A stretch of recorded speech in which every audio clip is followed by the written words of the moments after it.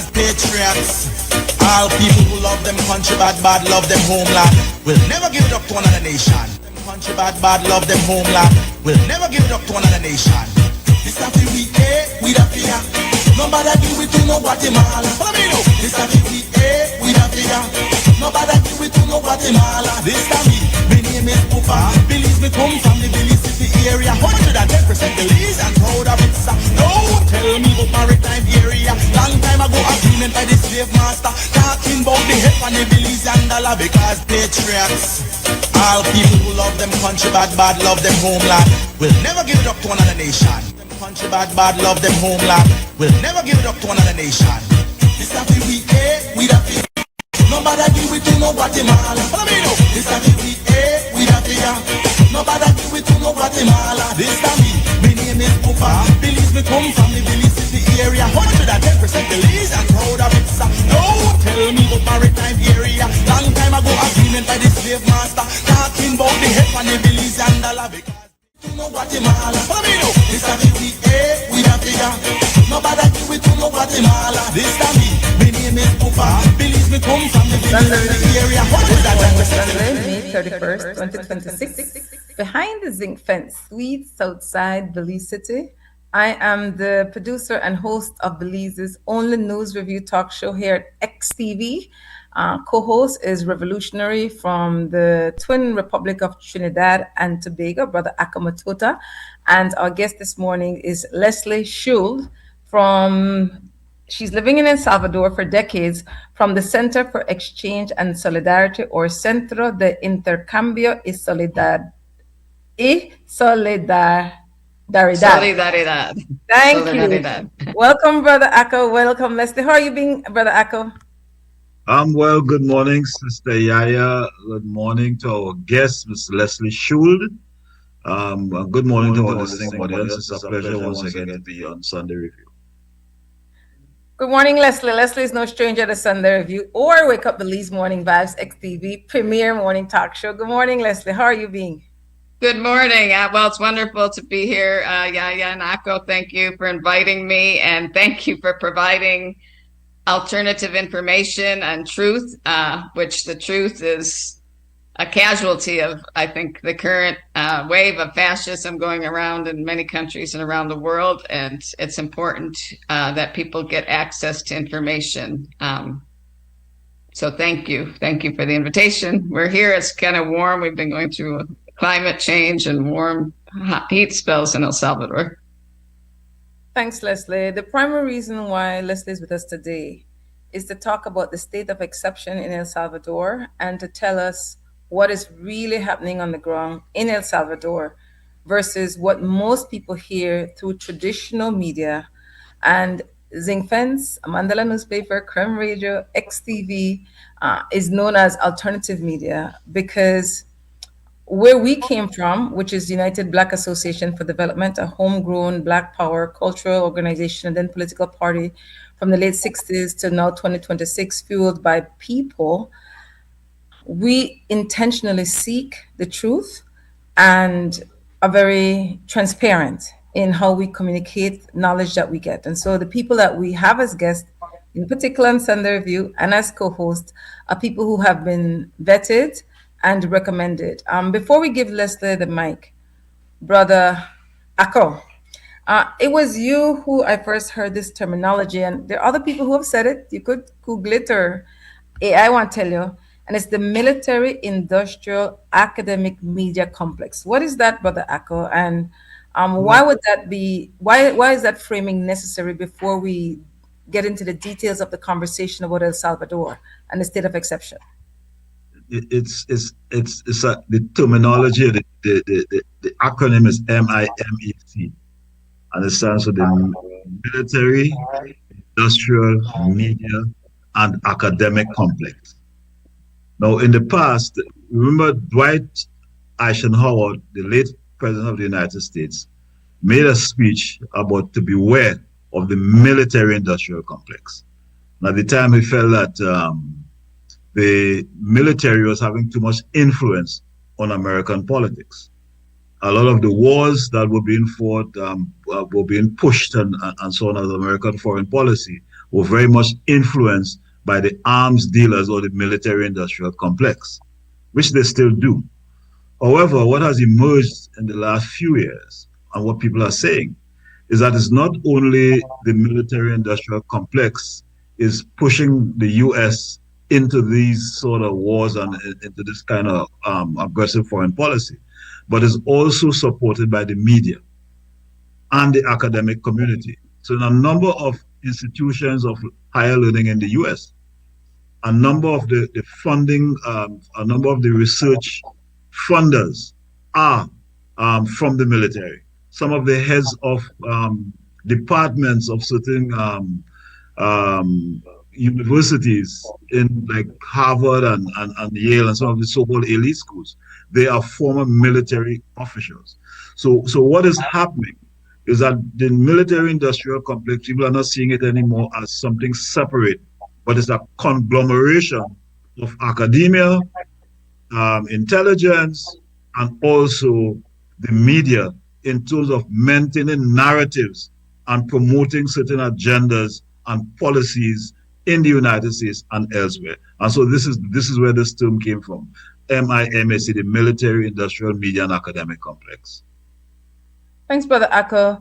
Leslie, for those who may not know you or maybe hearing you for the first time, please tell us a little bit about yourself and how a European American woman ended up in El Salvador and leading the Center for Exchange and Solidarity in El Salvador. Okay, well, that's a good question. Yeah, I'm from the United States, European American, from Ohio. And when I was a freshman in the university, the civil war in El Salvador was breaking out, and the United States government was financing the war, which was basically the oligarchs against the poor people. And they put it as a fight against, it was in the context of the Cold War, that it was a fight against communism, but it was the people, just asking for their basic needs: food, education, healthcare. And they were seen as the enemy. And El Salvador, they didn't want the poor people to win because it would be an example for other countries. And so I was appalled when I learned about what was happening in El Salvador and that our government was funding. So I became an activist while I was on campus. And then when I graduated, I went and studied Spanish in Nicaragua, and the U.S. was funding the Contra War against the poor people in Nicaragua. And so I started working full-time in solidarity with the Salvadoran people in their struggle for human rights, justice, and democracy. And I became the program director of that organization while the peace accords were being negotiated. And the Salvadoran people told us, even though the war is going to end, or we hope it's going to end, the root causes are still present. The social and economic inequality that date back to the Spanish conquest 500 years ago, when they took the land from the indigenous people, and then the lack of democracy and human rights, which lit the spark that lit the Civil War, when people started working for their rights, for democracy. They were met with massacres. El Mutota, the Archbishop of El Salvador, was murdered while he was saying mass, and grave human rights abuses. So when the war ended, our center, I was part of a group of Salvadorans and internationals that had been working in solidarity to form the Center for Exchange and Solidarity. I said I would come for 2 years to help implement the peace accords and reconstruction. But it's a task that lasts more than 2 years. So and the Salvadoran people stole my heart. So I stayed here and continue to, work as a bridge and work and learn from the Salvadoran people, how to build justice from the grassroots up. So how long have you been living in Salvador? 33 years. 33 years. Brother Akko, you have any questions for Leslie? Just to get an understanding of what is the political situation in El Salvador. We know that the political divisions were very sharp in El Salvador. So you had, for example, the FMLN, which was a Marxist-Leninist organization or left organization, which came to power after the Civil War. And then you have the Arena, which was extremely right-wing, made up of death squad people and ex-military officials. I remember in the 70s, is Dubuisson, if I'm pronouncing it, Roberto Dubuisson, right, who was an Arena candidate. During the campaign, he took a watermelon and chopped it in two and said that's what they're going to do the Reds, so they saw the communists. So this was a sharp, anti-progressive, fascist kind of psychology that existed in El Salvador.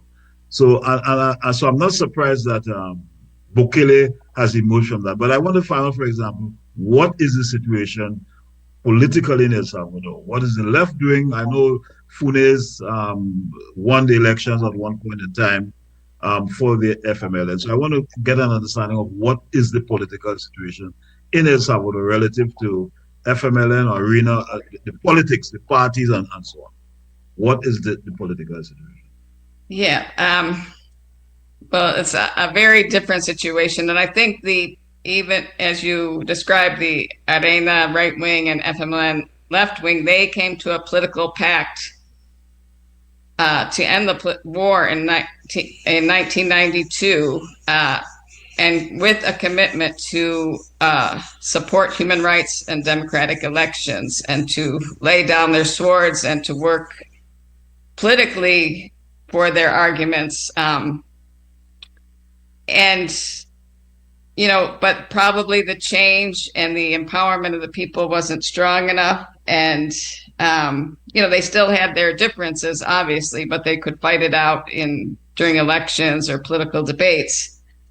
But I think part of the problem was they didn't involve the people enough in that process. And that allowed for this young man, who's the president right now, Bukele, he actually aligned with the FMLN party and became mayor of the most important city in San Salvador. He was a propagandist. He was from a very wealthy family, and a young person. And the Arena and the FMLN leaders were all elders that were in the war, and we're not really in a process to bring in new people and promote social consciousness. They just became settled in their power that they gained, and that they would, maintain that power and not do a lot of the grassroots education and empowerment work that's needed to make real deep social change. So that, and even when the FMLN, who fought for social justice and human rights, there were politicians in the FMLN, like Bukele himself, that took advantage and aligned with the FMLN to get political power. They were opportunists. And so there was corruption within the FMLN as well. So Bukele took advantage of that discontent and formed his own party then called New Ideas, which is the official party because it's really the dominant only party. He was effectively destroyed FMLN and Arena, although they still exist, but he put their leaders in jail, and then the other leaders that weren't in jail left. The former mayor of San Salvador, Arena, he was a young, popular, and, like Bukele himself, a popular mayor in San Salvador, did actually some good things as mayor. And he was from the right-wing party, and he is in prison. He's been tortured. He's been raped 68 times, according to his lawyer. And what they accuse him is that he didn't pay some of the taxes of his workers, which he's been in jail now for years and being tortured. And the judges have ruled that he should be let out pending trial, and they don't abide by the judge's recommendations either. So we're in a very politically a very difficult situation. After the FMLN and Arena parties were, just to let you know, like the FMLN doesn't even have one deputy in the Legislative Assembly. Arena has, I think, two. out of the 60 deputies. And then there's one other party I should mention that got one deputy, which is called Vamos, which is a young woman, a very popular lawyer, Claudia Ortiz. She is very in touch with the people. She's not afraid to speak, and she's more in touch. And they did the last elections in 2024, where only a few opposition parties got any seats but have no real political power. New Ideas did everything in their power to keep them out. They, in the campaign, Bukele said during the campaign, I don't want not one opposition deputy. And the whole vote count collapsed. The electricity, the internet, all of a sudden went out over the country, which has never happened. I've been observing elections here since the peace accords. It's the first time the votes were not counted at the tables, but 11 days later in the gymnasium, controlled completely by the official party. Every time Claudia Ortiz was getting some votes at a table, they would yell, red alert, and the whole vote count would stop, and they would make them reset the machine. Now, she was very popular, and she got her seat, but everything was done possible to keep her out. But when there's enough that's the only way you can. And they've changed the rules. In January of last year, they changed the Constitution is like a secondary law now. You can change it overnight. So they just changed it so that it's unlimited presidential terms. They changed it so in El Salvador, to be president, you have to get 50% of the vote plus one. So if nobody gets 50%, there's a runoff between the top two candidates. That was just eliminated. So the laws, the Constitution's being changed overnight too, and they changed how you count the votes for deputies. So it will go to the party with the largest vote. So now the smaller parties, which there used to be a vote count, which would give representation to the smaller parties because it's a parliament. And now that has been taken away. For instance, in the last elections, the official party got 70% of the legislative vote, but they have 90% of the seats. So the way to distribute, so the laws are being changed. Everything is against anybody that has a critical voice. And obviously, prior to that, the Supreme Court judges were illegally removed to put people in favor. The Attorney General was illegally removed to put somebody in favor of the official party. So it's very, right now the political situation is, we're basically in a one-party system that still calls it democracy.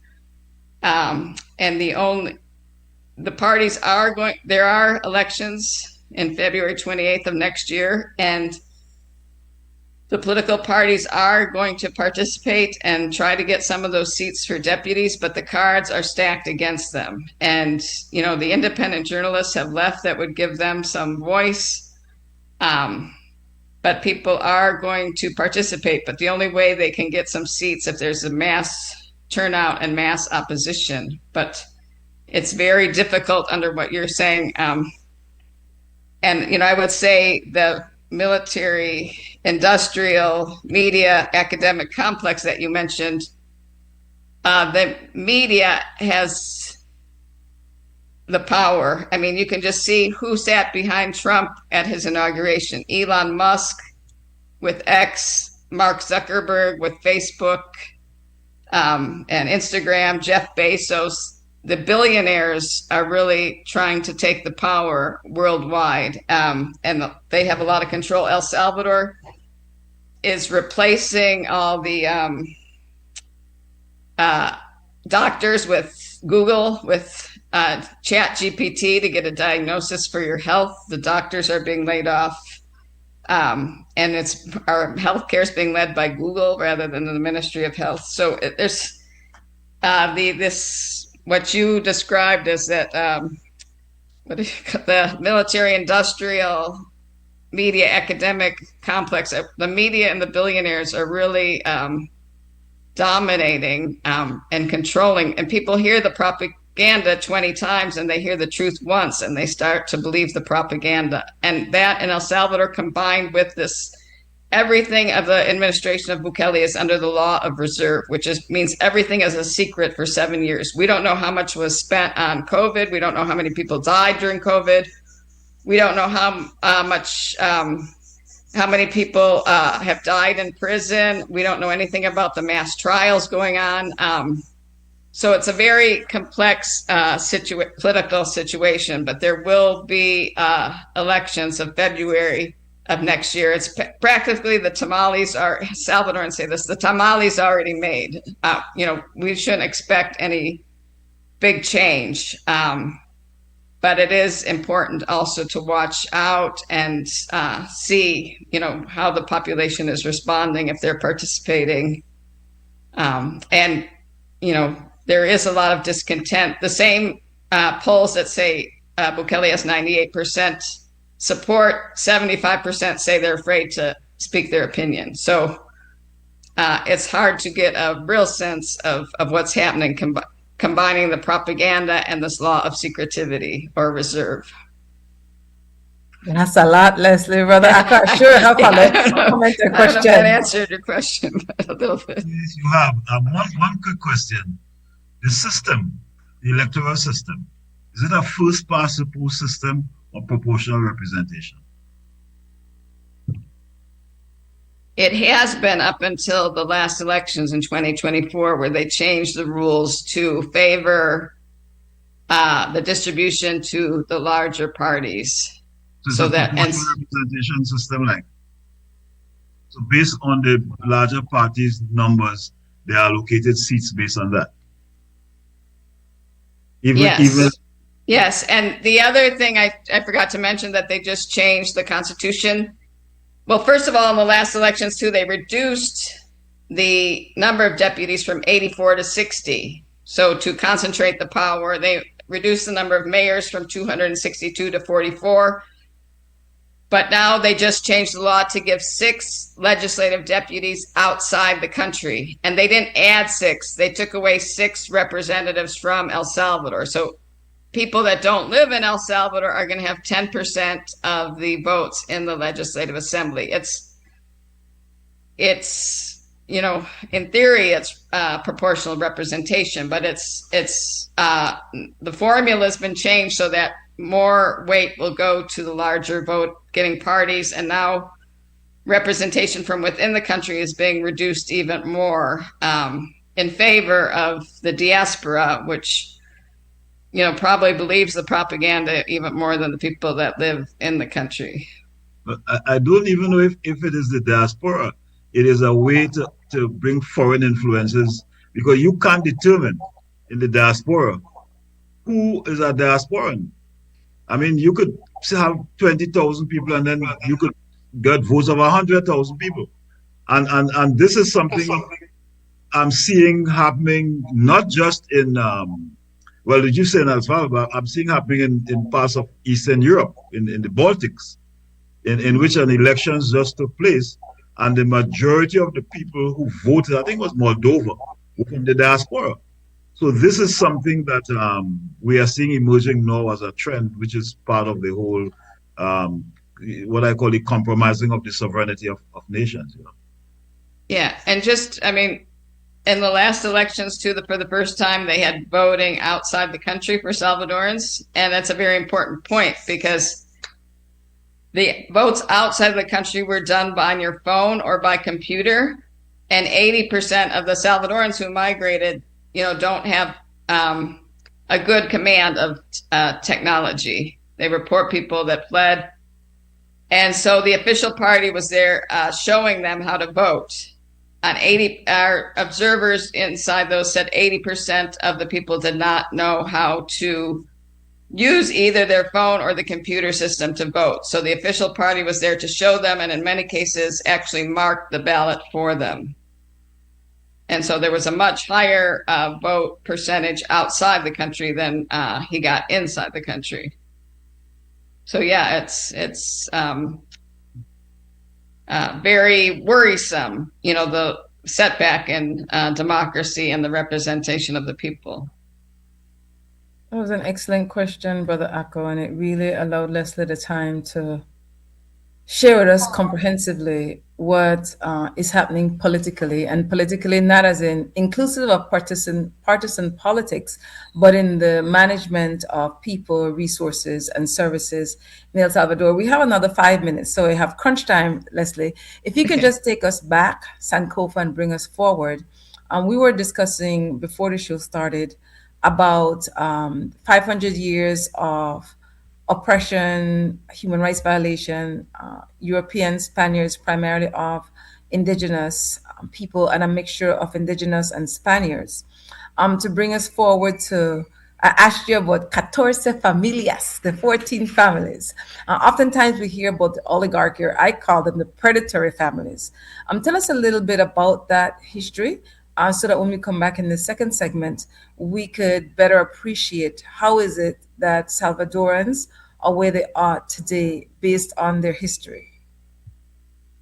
Yes, well, with the Spanish conquest, the lands were stolen from the indigenous people, and they became laborers or peons for those families, which for 300 years exported indigo to Europe, which I'm wearing an indigo shirt. It's now the people are claiming that. And the indigenous people really knew how to grow it and get the dye. It wasn't the Europeans, but then it became very popular, blue dye. And then as synthetic dyes came in, they switched to coffee, and they divided up El Salvador. When you say 14 families, there's 14 departments or states or provinces in El Salvador. Here they're called departments, and they were divided up among these 14 European families.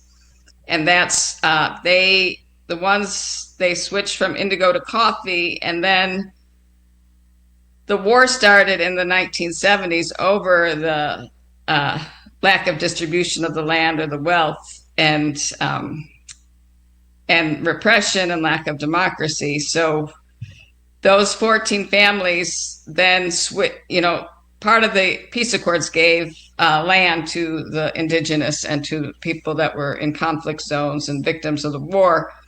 So the 14 families went into finance, but the ones that switched their wealth to finance stayed in those wealthy families. The ones that didn't, that stayed in coffee, are no longer part of the 14 families. And the Bukele family, the official family, now has displaced some of those oligarchs. They were a very wealthy family, but were not allowed into those 14 families. They are of Palestinian descent. Ironically, he has never said anything in favor of the Palestinian people that are victims of genocide right now, but his family is Palestinian, and they were not allowed into those 14 European families. So with his political power, he has displaced some of those, and he has made alliances with others. But a lot of the wealth and concentration right now, distribution is going toward his families and his allies, and not, and some of those may be some of those traditional 14 families, but not all of them are still involved. Thanks, Leslie. For those who may not know, what was the peace accords? Okay. Yeah. So because of the this grave exploitation and lack of distribution of wealth and social issues, education, healthcare, people started to organize in the 1970s, and those wealthy families,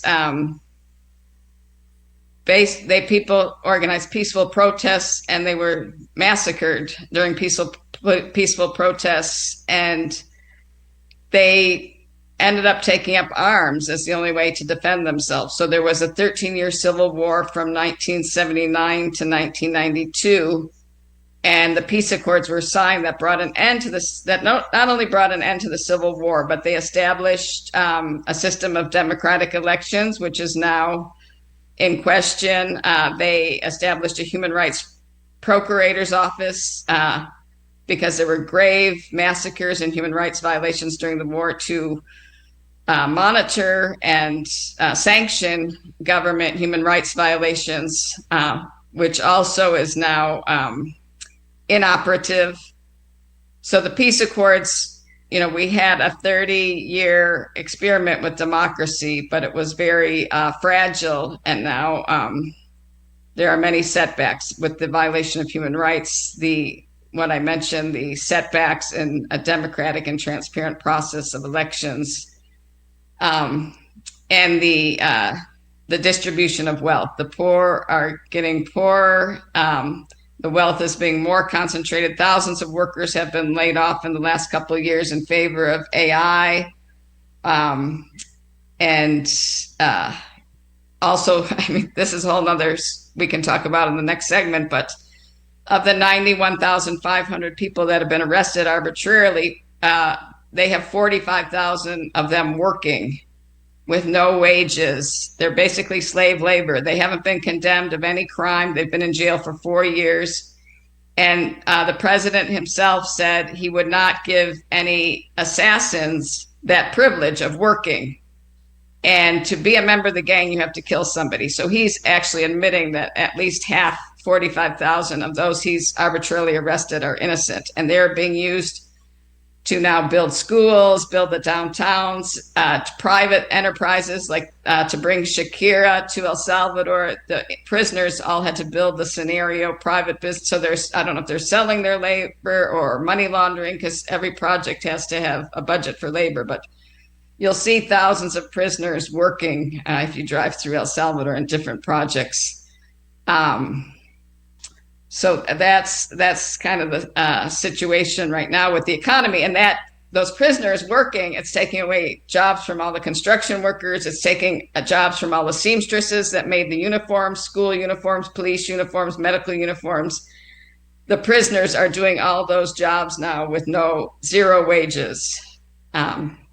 So it's taking away jobs and making the families poorer and concentrating wealth. Thanks, Leslie. Brother Akko's internet dropped. And so we'll take our first break of the morning. Stay tuned. Our guest today is Leslie Schuld. She is the executive director of an NGO, a non-governmental organization in Salvador, a Center for Exchange and Solidarity, or Centro de Intercambio y Solidaridad. Solidaridad. Thank you, sister. All right, we'll take our first break. Stay tuned. We'll be right back.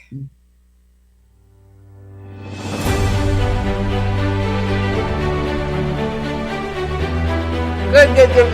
Let me check in on Brother Akko.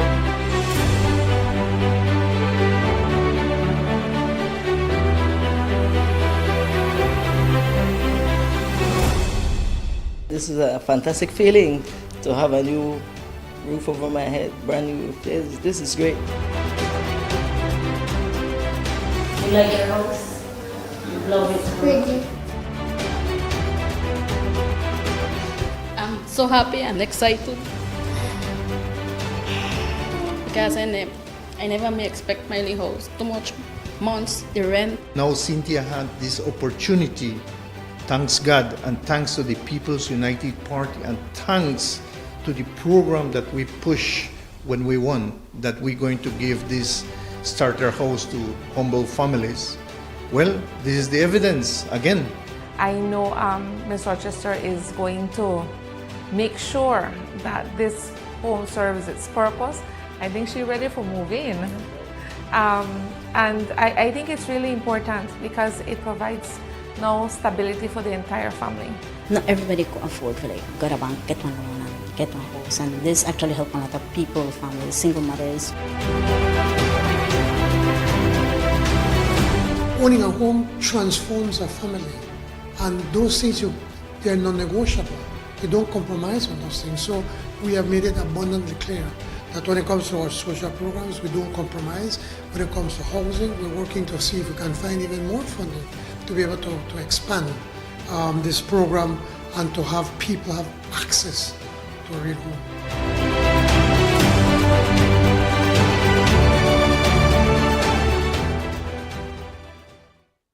Every day, we access energy for cooling, lighting, and powering our electrical appliances and devices at work and at home. During cooler months, we rely less on cooling appliances such as fans and air conditioners. However, during warmer months, as the temperature and humidity rises, We use more energy to cool our spaces, and our appliances and electrical devices work harder than they do during the rest of the year. When the months become hotter, let's all practice energy conservation. Here are a few changes that you can make to manage your energy use. Check that all appliances and electrical devices are working efficiently. Turn lights off when not in the room. Unplug chargers, appliances when not in use. Turn off fans and TVs. Use energy-saving light bulbs such as LEDs. And look for the Energy Star products when purchasing appliances and electrical devices. These easy changes can reduce energy use and costs. You can also monitor your energy use during the month by reading your meter and calculating the reading using BEL's bill calculator on our mobile app or by visiting our website. Let's all save energy. Life moves fast. Your connection should keep up. Need more credit? More data? A flex bundle that fits your lifestyle? With Smart Prepaid, they're a prepaid option for every lifestyle and budget, making it easy to stay connected wherever you are. Because with Smart Prepaid, you can connect on your terms. Purchase credit, data, flex bundles, prepaid plans, and all your favorite prepaid services at any Smart agent, Smart showroom, or simply dial *100 key. No stress, no waiting. Just fast, easy, convenient ways to stay connected every day. Smart Prepaid. Connect on your terms. At Atlantic Bank, your convenience is our priority. Our contact center is designed to enhance your banking experience. With a wide range of customer service options, you save time and effort. You can easily call in to block or unblock your debit and credit cards, perform account inquiries, and access detailed card information. Whether you need assistance with online banking, merchant support, or general inquiries, our team is ready to help. For added convenience, if all operators are busy, you can leave your number and an operator will return your call as soon as possible to ensure you receive the support you need. Depending on your transaction type, we may need to verify your identity through a set of security questions. And remember, Atlantic Bank will never request your username or password for Atlantic Online via phone call, text, or email, ensuring your personal information remains safe and secure. Our support team is available Monday to Friday from 8 a.m. to 6 p.m. in both English and Spanish. Simply dial 223-1212. This is a dedicated line for our contact center. Atlantic Bank is committed to providing you with exceptional service and the tools you need to manage your finances conveniently and securely. Take full advantage of our easy-to-use contact center services today. Atlantic Bank, building the future together. This Mother's May, celebrate the woman who makes the house feel like home all month long. Great deals like 15% off bathroom and kitchen fixtures from Moen, Hansgrohe, and Duraflow. Plus 15% off Hispasensa tiles, Stormguard windows, and 40% off Sunlight windows. And 15% off Berger paints and huge savings on clearance colors. So come in to Habet and Abet or Brothers Abet, call us or WhatsApp us today and make this Mother's May one to remember. Happy Mother's Day to all marvelous moms. Nobody do it to no Guatemala. This time me name is Pupa. Belize me come from the Belize City area. 110% Belize and proud of it, sir. Don't tell me about maritime area. Long time ago out of it, sir. Don't tell me about maritime area. Long time ago agreement by the slave master. Talking about the head on the Belize and dollar because patriots. All people who love them country bad, love them homeland. Will never give it up to another nation. Country bad, love them homeland. We'll never give it up to another nation. This is the we we the fear. Nobody do it to no Guatemala. Follow me now. This is the we the fear. Nobody do it to no Guatemala. This time me name is Pupa. Belize me come from the Belize City area. 110% Belize and proud of it, sir. Don't tell me about maritime area. Long time ago agreement by the slave master. Talking about the head on the Belize billies and dollar because patriots.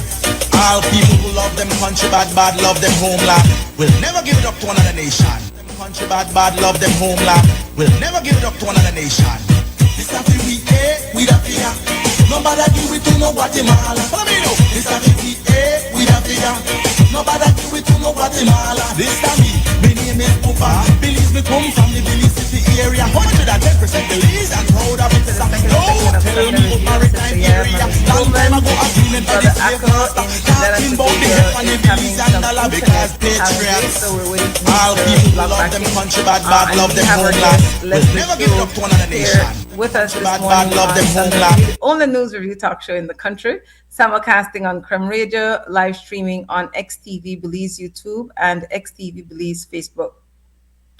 Leslie, oftentimes from the media, I know we've heard it in Belize, I've even heard the Belizean Prime Minister said once, looking at the El Salvador state of execution. In Belize, currently, there's a state of emergency also in Trinidad and Tobago and in Jamaica. And oftentimes you see the images, at least you did in the past, I don't see them as much now, of the Senate prison in El Salvador and the faces of human beings, primarily men, without shirts on, tatted, and they're identified as gang members.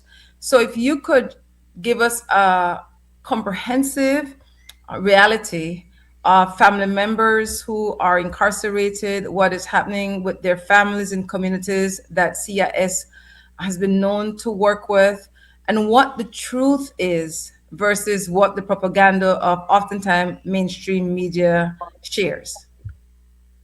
Yes, thank you for that question. Well, first of all, the state of exception began in El Salvador March 27th, 2022. After a wave of gang killings, the president declared a state of exception, which is like martial law. There was curfews, no right to meet. And the state of exception is something that's allowed in the Constitution under exceptional terms, like this wave of gang murders that happened. But it has been renewed every month now for 50 months, over 4 years. And even though after the first month, the president has bragged that there's no homicides in El Salvador, that there's no gangs. So there's no real, you have to have a justification to declare a state of exception. And some of the rights, constitutional rights, that have been removed through the state of exception include due process. The 91,500 people that were arbitrarily arrested have no right to a lawyer. They have not had a right to a trial till just recently. Trials have started, and they are mass trials with no due process. They're basically just pointing the finger by a criminal who is showed the list of names and an admitted criminal names and pictures of each person he is to accuse, the people that were caught up in these sweeping arrests, and they are convicted in spite of evidence by defense attorneys, documents, witnesses, etc. They are all convicted based on the accusation with no evidence or proof, just based on the accusation that they were a member of a criminal structure and given 20 to 60 years. 20 years if they are the lowest level, like provided food or gave a ride or paid extortion. Those are considered collaborators and members of the structure. Even though they were victims of the gangs, they are now victims of the state. So the state of exception has suspended people's rights to a due process, which is in all aspects of it. It's also suspended any rights of prisoners. We see, as you mentioned, the Sekot, where the gang members with tattoos, those are evidence, sufficient evidence of criminal activity, because to be a member of a gang, you had to execute at least one person. But many of those people in Sekot and that are shown in the pictures were actually arrested prior and convicted prior to the state of exception. They were just transferred to Sekot prison. And that is the calling card saying we've gotten rid of the gangs. Well, other gang members have been arrested under the state of exception, and many of them fled the country, and some are have been given power in government to continue to threaten people that disagree. So it's very complex situation. And many of those 91,500 people arbitrarily arrested, the human rights organizations estimate 35,000 are innocent.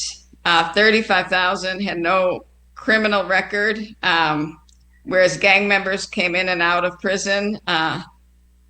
And the government stopped allowing the families to get the criminal records of their loved ones in prison because that was proof of innocence. That was one aspect. Obviously, it's not 100%, but that's a big proof of innocence. So the government stopped allowing the families to get the criminal records to prove the innocence of their loved ones.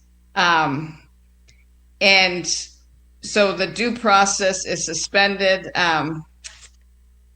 I mean, there's two sides to every coin. Obviously, people are happy that the gangs are no longer controlling openly the neighborhoods because they were obviously extorting people, and they forced people to collaborate with them under threat of death. So the people the government calls collaborators, many of them were victims of the gangs. So those are the people mostly occupying the prison cells, and they're in other prisons, not in Secot. They're in Mariona, Izalco, Apanteos, other prisons, and no journalists are allowed in there to take pictures, no independent commissions. And the few people, the first year, Bukele actually allowed some of the innocents to go free. He admittedly said he got 8,000 out, but under substitute measures. They still have to go every 15 days to sign in awaiting their trial. So they're not free, and we fear that they are going to be arrested as well when these mass trials, when it comes their turn. So those testimonies we got of the 8,000 people that got out, there were 250 men in one cell, one toilet. One woman we got out, there were 108.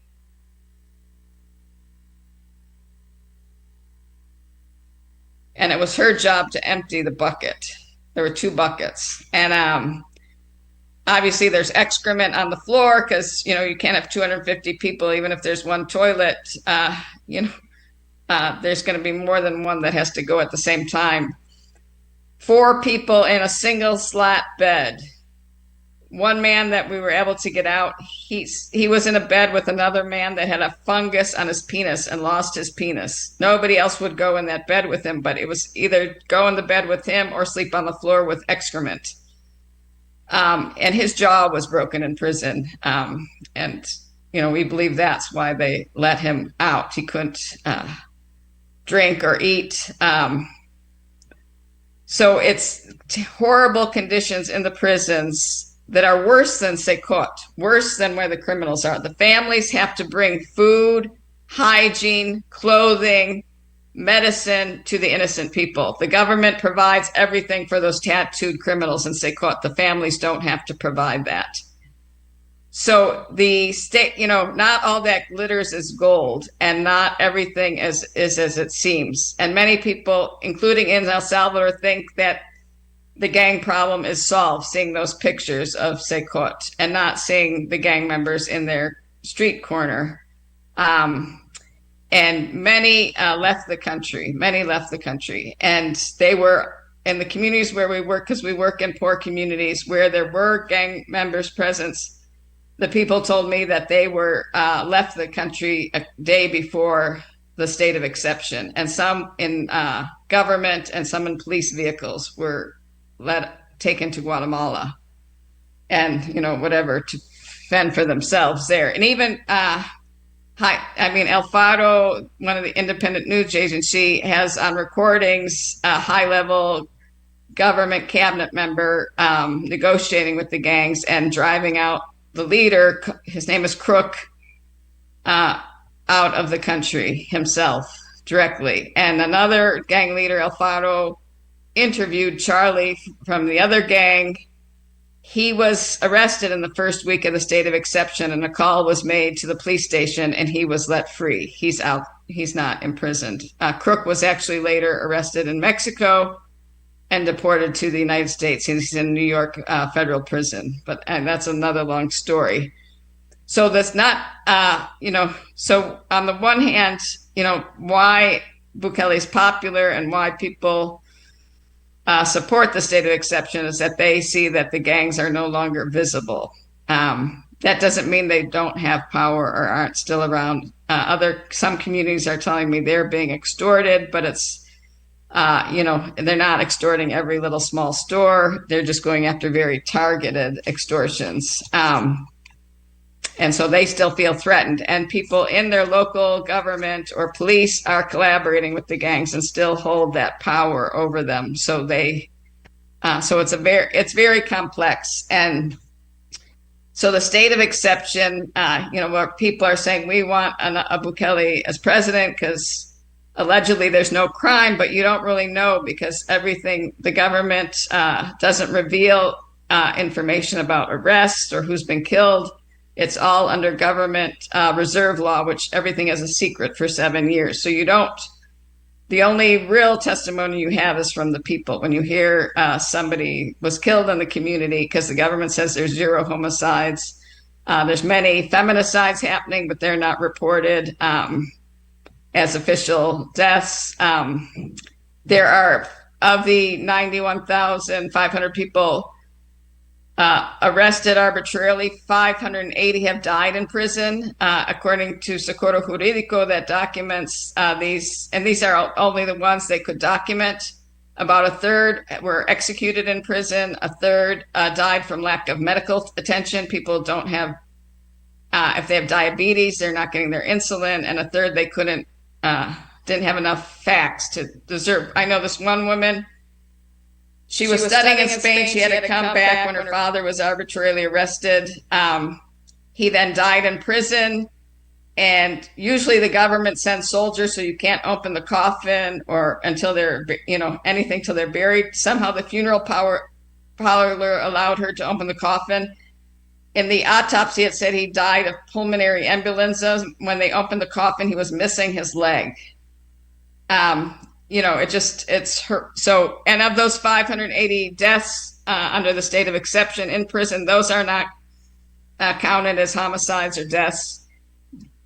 Socorro Jurídico documents that 94% had no criminal record or no evidence of ties to gangs. So it's in the Secot, the gang prisons, the criminals, nobody has died in that prison. There's a state-of-the-art clinic.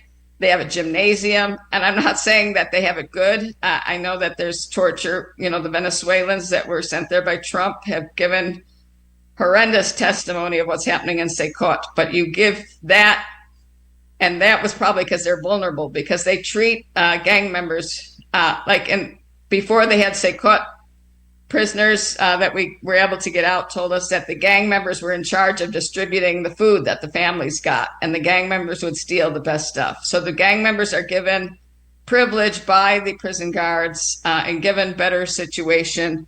I'm sure that they are treated better than the Venezuelan migrants that were thrown into Secot and tortured and sexually abused, etc.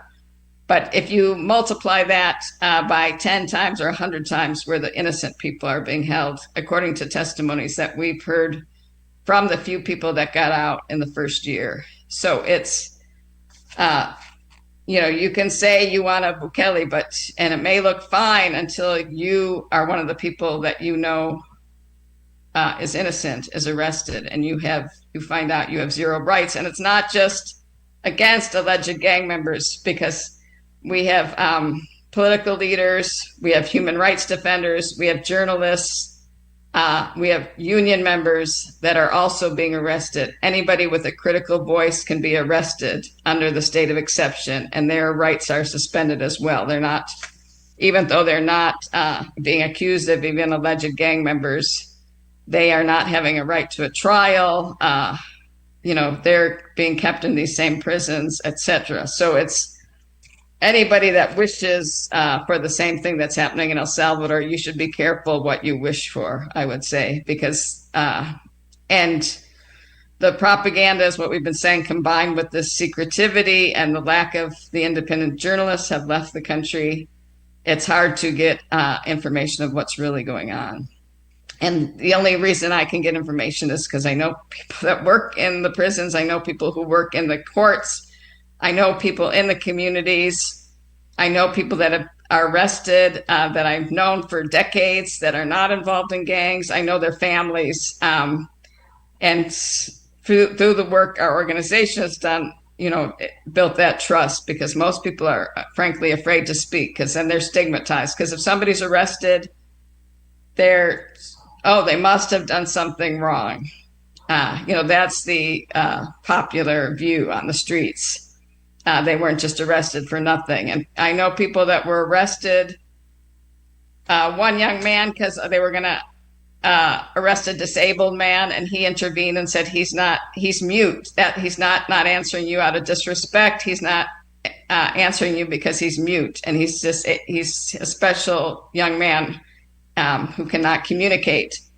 And the police said, well, thank you for advising us. They let the mute young man go, and they arrested the man who intervened to try to save him. I know another man who was arrested simply because he had a tattoo of a rose, which is his mother's name, and that was enough to be arrested. Another woman I know, she was arrested because she's a lesbian and competing. She's a motorcycle taxi driver, and the men who competed for her business, she had a lot of customers because she was more sociable and gave better rates. And so there's a line, you can call the government and say this person's a gang member, and they will arrest you with no investigation. So people that had disputes economically or love disputes or whatever pointed the finger because there's no and you can do that anonymously with no investigation, and the person is arrested. So there's a lot of reason why there's so many innocent people in jail. Police, I work in the poor communities. I know policemen as well because they come from the poor communities. They told me they were afraid to arrest the gang members. The ones I know left the country because they said they were ordered to arrest innocent people to meet quotas. And they knew when justice comes that they are going to be the scapegoats, not the people that gave the order. So that's the reason why there's so many innocent people in jail. And they're able to keep this control because people are basically living in fear. People are living in fear and afraid to speak. They could come for me just for what I've said on this interview, but if nobody, you have to shine light where there's darkness, or people are just, at some point it's going to break, the lies and the propaganda. But people basically are living in fear, so they choose to stay silent or leave the country. Big thanks, Leslie. Brother Akko has had internet challenges. I have him right now on WhatsApp. Brother Akko, tell us about your internet challenges. We'll go to break, and when we come back, I would like Brother Akko to share his thoughts on what he has heard you have shared as it relates to the state of exception, and for Brother Akko to share his thoughts on the state of emergency currently active in Belize, Jamaica, Trinidad, and Tobago. And as in Belize's case, at least once, our Prime Minister has pointed to what is happening in El Salvador and the success of Bukele. Brother Akko, so tell me, what's going on with your internet? Apparently, in the area, there was an accident, and one of the telecommunication towers, I think, collapsed or fell. And so I was told by the internet provider that the system in the entire area is a blackout of all internet services in my area. And so that's where we are. But you said we were going to a break just now, right? Yes. We're going to a break now because I know your response will be detailed and comprehensive. It's a big question, and I want to give you time to expand on it. So we'll take a quick break. Stay tuned. We have Brother Akko Mutota, co-host, and Leslie Schuld as our guest today from CIS in El Salvador. We'll be right back. Break time. Okay, bye.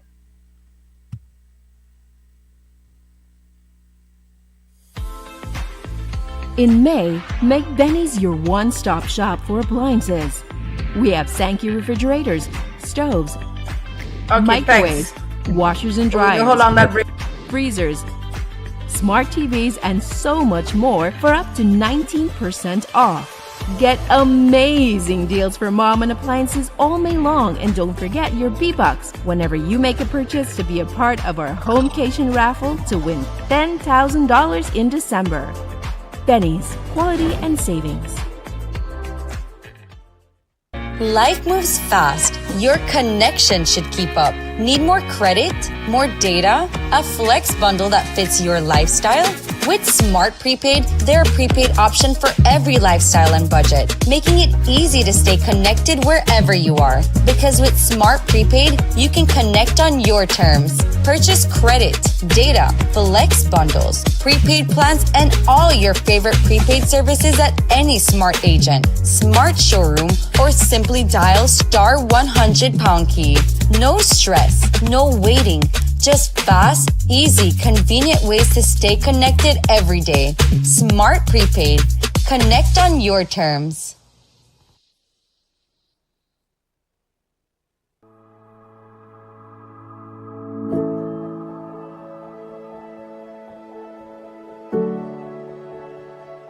This donation means a lot to us. It's a huge capacity building. We have a very good condition working ambulance that kind of expands our fleet. We already have one working ambulance, and we have another one now that doubles us. And we have one in repair, so we'll have about 3 or 4 ambulances available. Mr. Furr was kind enough to donate an X-ray machine, and that greatly increases our capacity as well to have X-rays done for our soldiers from various sports injuries and exercise-related injuries. And then we had a defibrillator from him as well, which again will help our doctors to assist not only soldiers, but patients from outside of the Ladyville community as well. We had the equipment, but we did not have the personality, it's the professionals on board. So for that reason, it's to be in contact with the BDF medics. So I realized that just bring it together, and then it's about supporting my own country. Mr. Furr, your generosity demonstrates a profound sense of patriotism, compassion, and commitment to the development of Belize. Your willingness to support the Belize Defense Force reflects your understanding in that the security and well-being of our soldiers is vital to the security and the well-being of Belize.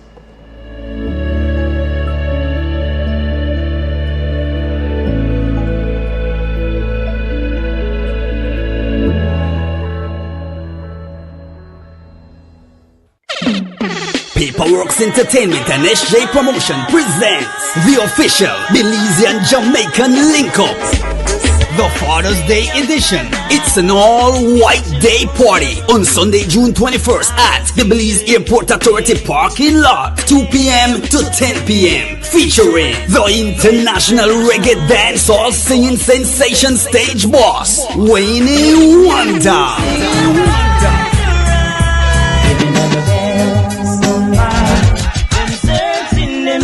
To mash up the stage alongside the General Super G for the first time in Belize, Steely Bashman plus Belize's top DJs. Get your general tickets for $60 and VIP for $150 at Madisco, Stone Music Outlet, and VIP Wireless. And lock the date for the official Belizean Jamaican link-up all-white day party on Sunday, June 21st at the Belize Airport Authority parking lot, 2 p.m. to 10 p.m. Sponsored by... En Atlantic Bank, tu comodidad es nuestra prioridad. Nuestro centro de contacto está diseñado para mejorar tu experiencia bancaria. Con una amplia gama de opciones de servicio al cliente, ahorras tiempo y esfuerzo. Puedes llamar fácilmente para bloquear o desbloquear tus tarjetas de débito y crédito, realizar consultas de cuentas y acceder a información detallada de tus tarjetas. Ya sea que necesites asistencia con la banca en línea, apoyo para comercios o consultas generales, nuestro equipo está listo para ayudarte. Para mayor comodidad, si todos los operadores están ocupados, puedes dejar tu número y un operador te devolverá la llamada lo antes posible para asegurarse de que recibas el apoyo que necesitas. Para mayor seguridad, es posible que necesitemos verificar tu identidad con un conjunto de preguntas sencillas.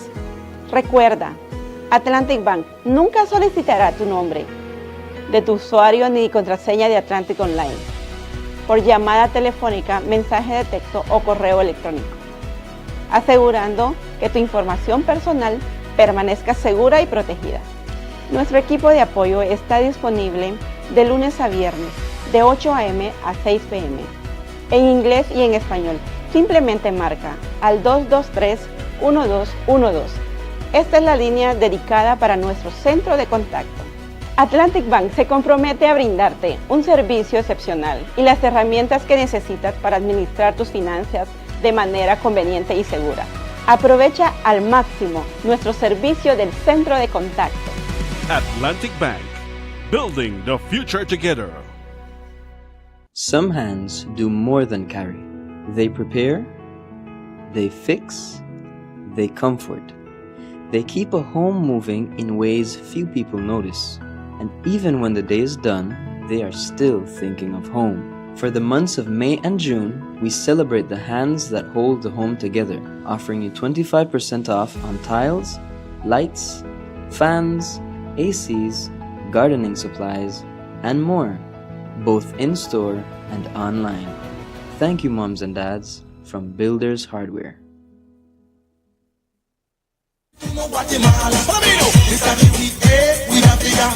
Nobody do it to no Guatemala. This time me name is Belize and proud of it, sir. Don't tell me about maritime area. Long time ago agreement by the slave master, talking about the help and the Belize and dollar because patriots. All people who love them country bad love them homeland will never give it up to another nation. Them country bad love them homeland will never give it up to another nation. This time we we the fear. Nobody do it to no Guatemala. Follow me now. This time we the fear. Nobody do it to no Guatemala. This time me name is Pupa. Belize me come from the Belize City area. 110% Belize and proud of it, sir. Don't tell me about maritime area.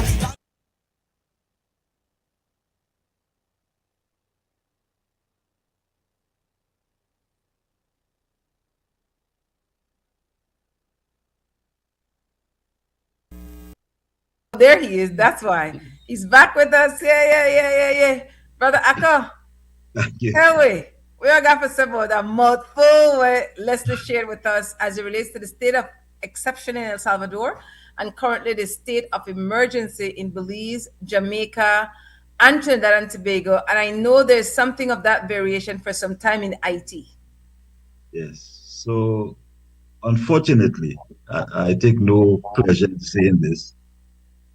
This kind of brutality and anti-human behavior is nothing new historically. So you are dealing with a crisis of capitalism. And if you look at the history of capitalism in this part of the world, its origin from what you may call the Columbus expedition to Cortez and the conquistadores. This brutality is part of the history of capitalism. Now, there is a term, and I think it's more for for regular people to understand. There's a term called primordial instincts. And what that is, and people may know this, and I experienced it once. If you have a house cat, and I experienced it, we had a house cat in our house that stole things, ate everything indiscriminately. And at one point, somebody cornered the cat and tried to do something to the cat. And the cat responded in a ferocious manner to attack the person. That's what is called primordial instinct. And that even though the cat is domesticated, when it found itself in a crisis, it resorted to its wild self of 1,000 years ago, or whatever it was. And this is what we are seeing with capitalism. It is as a stage where people are seeing the glaring contradictions. Where in the United States, which is supposed to be the wealthiest country in the world, people can't pay for their healthcare. People living out of their cars and their vans. Homelessness is all over the US, despite it being the wealthiest country in the United States, in the world.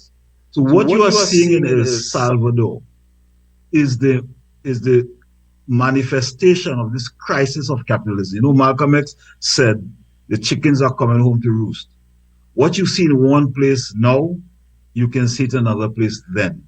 And this is to me, is the lens in which we have to view this whole crisis in El Salvador. It is a crisis of capitalism.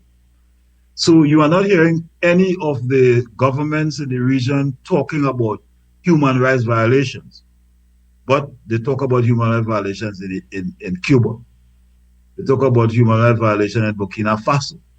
Any government that attempts an alternative view of the world, any government that attempts to serve the people and not serve capital and the interests of imperialism are labeled anti-human rights or being involved in violation of human rights. This situation in Salvador, unfortunately, is just a manifestation of that to me, a crisis of capitalism. And you are most likely to see this repeating itself in other parts of the world. I mean, if you look at the wars against the indigenous people of the United States, the American Indians, their blankets were sold with smallpox. Biological warfare was used against them. There are places where the drank water were poisoned if they wanted to. This is the reality of capitalism. And what you are seeing is that it is returning to what I call its primordial sense, in that it's going to crush, destroy anyone who offers any alternative. Now, these states of exception, the state of exception in El Salvador, and the states of emergency in Trinidad, where I am right now, there is one existing right now. Okay? There's a recent situation in Trinidad in which a young man and his common law wife, the man was killed by the police and the young woman was shot. They're less than, I think, about 25 years. And there's a photograph of him with his hands in the air, surrendering. Yet the police pumped him with 28 bullets and killed him and shot the young woman. So she's now being charged for 8 counts, I think, including causing the death of her husband. Right? So this is under the state of emergency. You have it in Jamaica and you have it in other places. What these states of emergencies are is related to what I said earlier, that there is this crisis and the policy mechanisms do not work anymore. You can no longer tell people about democracy and the right to vote, and when you vote, you're going to get changed. People are saying that is not happening. Okay? As one person said, you voted for Biden and you get a version of Biden who is Trump, right? In Trinidad, where we are, the last political party, the PNM that was in power, was so bad that people voted for the UNC, the United National Congress, the opposition. And their slogan was, when you vote the UNC, everybody wins. Now, after just a year and a half, close to 2 years, people are realizing it's the same. Nothing has changed. So there is a new kind of statement saying, no, when you vote for the UNC, you get a version of the PNM. And when you vote for the PNM, you get a version of the UNC. It is a system that exists, right? And this system is in crisis. And as it becomes more obvious to people and the contradictions emerge, you are going to see what you are seeing in El Salvador. And you are going to see that in other places. You're going to see it possibly in Argentina, in Guatemala. You're going to see this in other places. It's a crisis of a system that is failing. Now, the states of emergencies are methodologies and mechanisms to keep people in check through intimidation, through fear, through suppressing the right to express themselves. So what is happening in Trinidad, what happened recently, was the friends of the young woman, and you have to understand why this is critical to Trinidad. They were not from a poor family. The girl went to what is called a prestige school and so on and so forth. So her friends from these prestige schools organized a protest. And because there's a state of emergency, you cannot protest. You see? So all of these methods are methods used to uphold the system in the light of the glaring contradictions that is happening. So to me, El Salvador and the situation there is just a continuation of the crisis of capitalism. And what Fidel will always say is we have to imagine a different world. And as people are seeing this, they are imagining a different world. And I say this not with any pride in saying it, but I think this violence is only going to get worse and is only going to get more as the system begins to fail. Thanks, Brother Akko. And as most people would know, since January of 2025, thanks to Brother Akko's guidance, our Sunday Review, which is the only news review talk show in Belize, has been focusing on Caribbean issues and Abayala, or what is known as Central American issues, because these are all connected by the experiences that people are having beyond the headlines.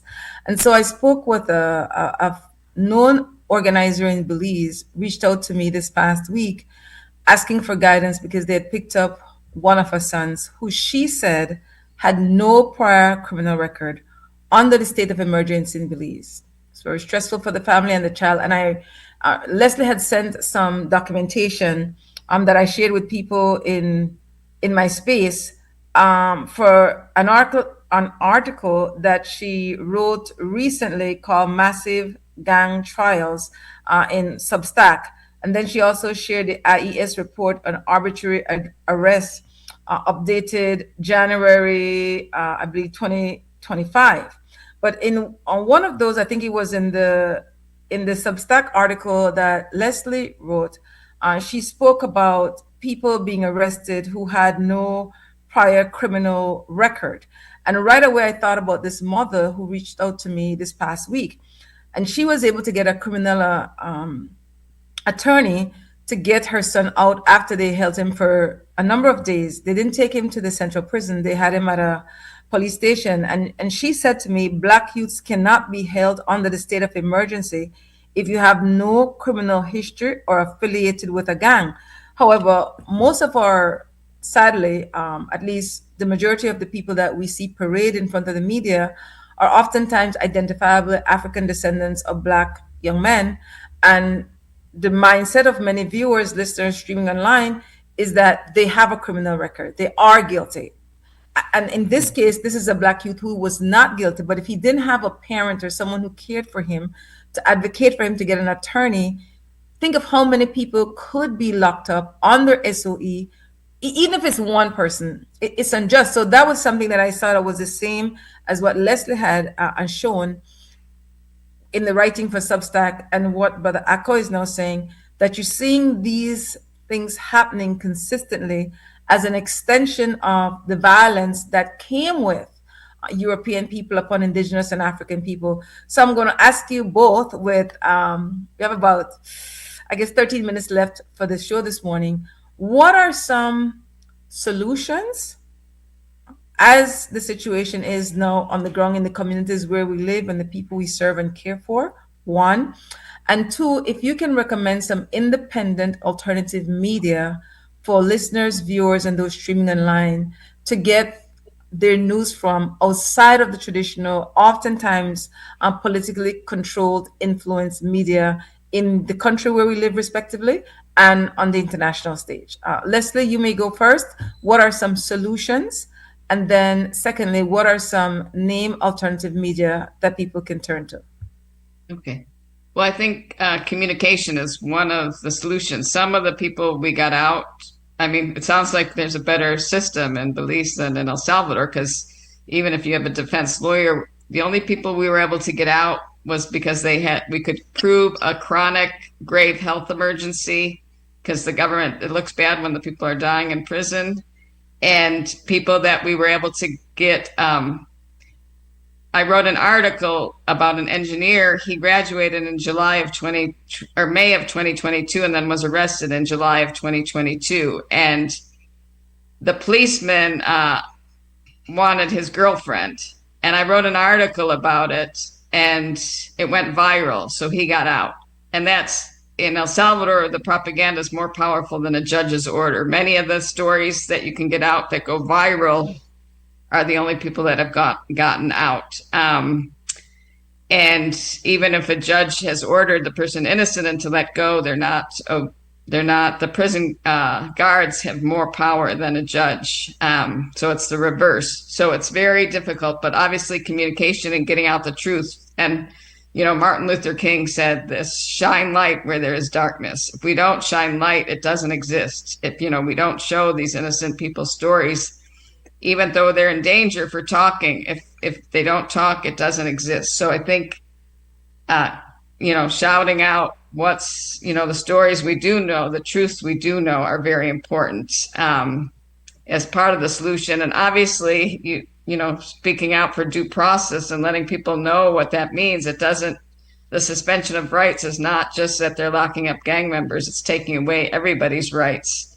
So I think that raising awareness, education, organizing is part of the solution. And even though I mentioned all the cards are stacked in the electoral process in El Salvador, it's still important that people go out to vote because, they still do have a vote. And even if if it's not respected, their awareness is going to be raised. You have to use the tools that exist as much as you can. And in terms of El Salvador, one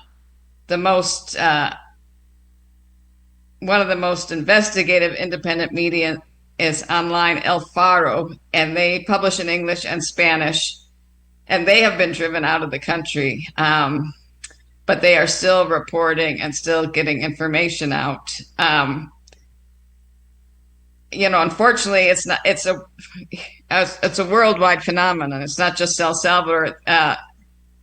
60 Minutes is a news magazine in the United States for decades that has been respected as investigative reporters like El Faro in El Salvador. And they did a story on the torture of the Venezuelan migrants that were sent to Secot prison in El Salvador. And that reporter, she was just fired from 60 Minutes. And, the Trump administration has sued the CBS that information. So less and less information is getting out. So you have to dig, but, people do still have a voice on social media and need to listen to different perspectives.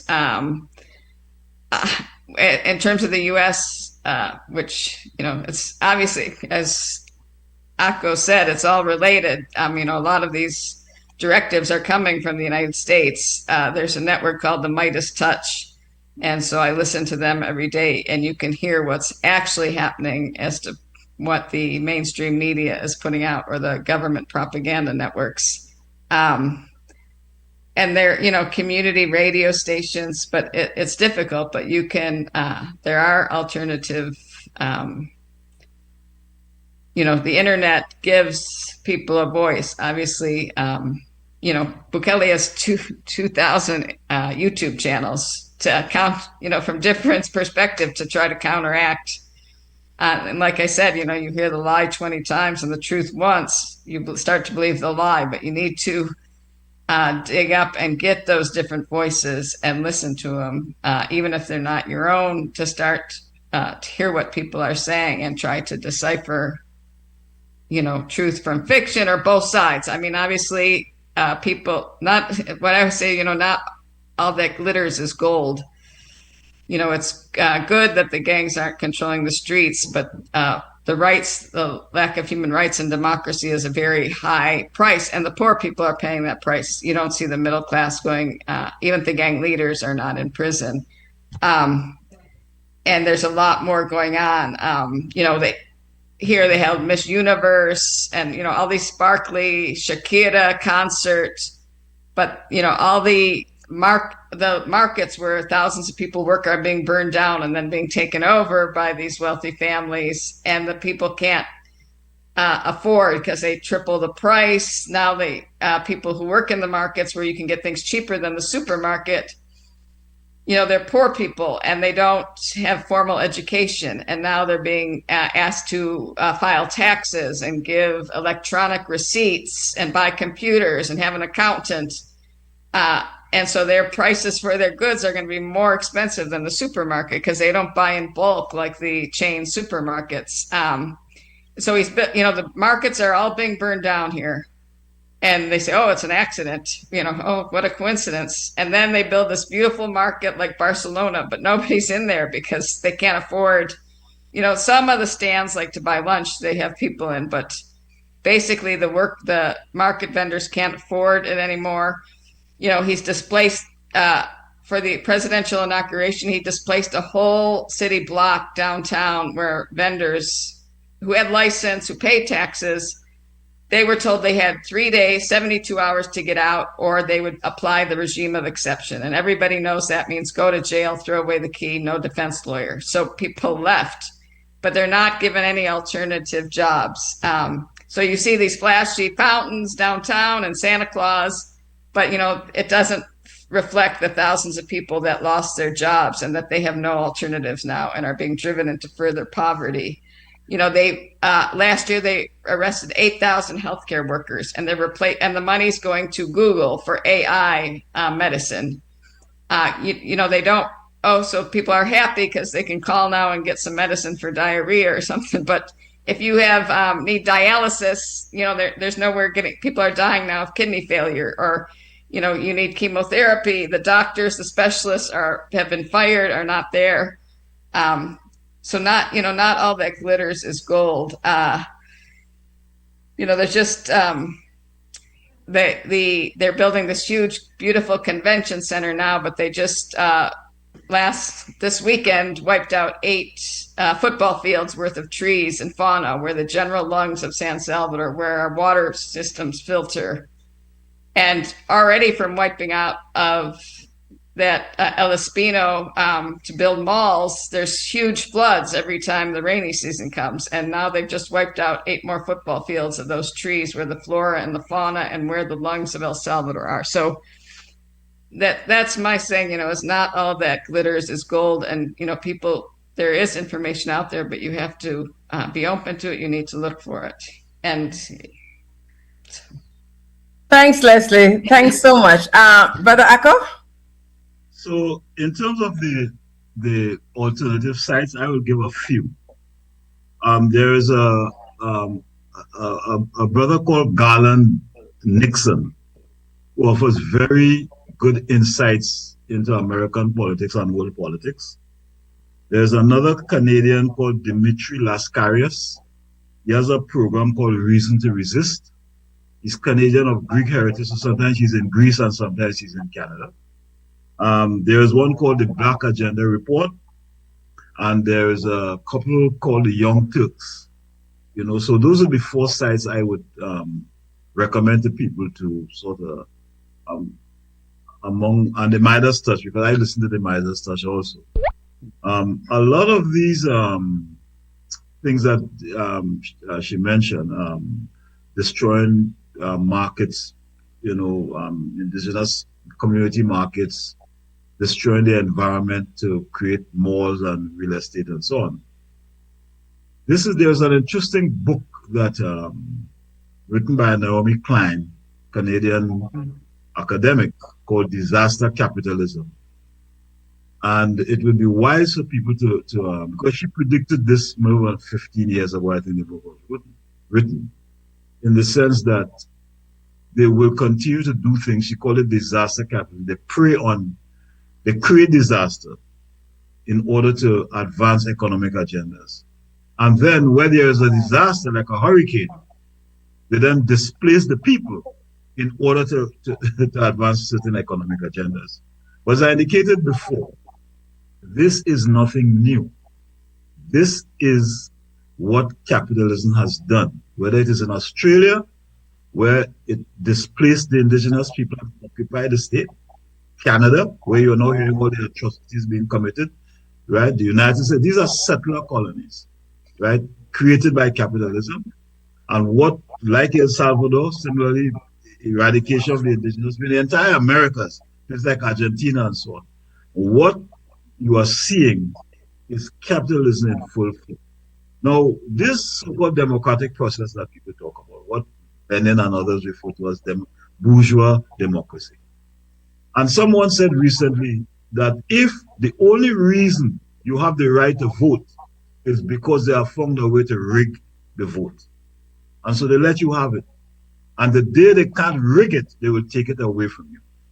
So what is happening, like in the US, for example, is Trump is using all kinds of methodologies in order, especially the African-American population, for them not to vote. You see? So it is what people call de facto and de jure. So theoretically, de jure, you have certain rights, but at any given time, those rights could be taken away. And that is the reality of what we live in. This is why people are saying we have to reconsider what is called representative democracy, which is what we have, and move towards a new system, possibly what is called participatory democracy, where institutions are different. And part of this, to me, one of the solutions, the question you asked, is that people have to become more conscious. We have to become more critical of things. We have to become more understanding of things. And we have to stop believing in what I call metaphysics and look at the real. There's a material world in which we live, and we must pay attention to that and see how we can impact this world before we begin to go in the ethereal and the esoteric world looking for solutions. There are solutions we can find here, and to me, that comes from a certain kind of consciousness and a certain kind of understanding of the realities of the world in which we live, the political reality, the economic reality, and of course, understanding the economic system that we live under, right? Margaret Thatcher used to say there is no alternative to this system. There is always an alternative. Human beings always have an alternative, right? And the idea that there is no alternative to this, what people call neoliberal capitalism, is false. We need to look as human beings as to how we can create a better world and to look to alternative measures of organizing or methods of organizing our politics, our economics, and our social life. Big thanks, Brother Akko. I'm going to give Leslie and Brother Akko 1 minute each for final thoughts. Leslie? Well, thank you for this opportunity. And yeah, I would just encourage people not to give up their human rights, their democratic rights, in favor of this neo-capitalist system that is, going more and more towards billionaires want to control things, as we see Netanyahu, Trump, Bukele are in that using all the same pattern to even take away further voices and a bigger gap between the rich and the poor, and taking away people's rights. And people don't realize it until it's too late. They can dazzle you with their propaganda and lies. But I think it's very important for people not to give up their rights, to continue to fight for the truth, even though it's a big risk and it's not easy. But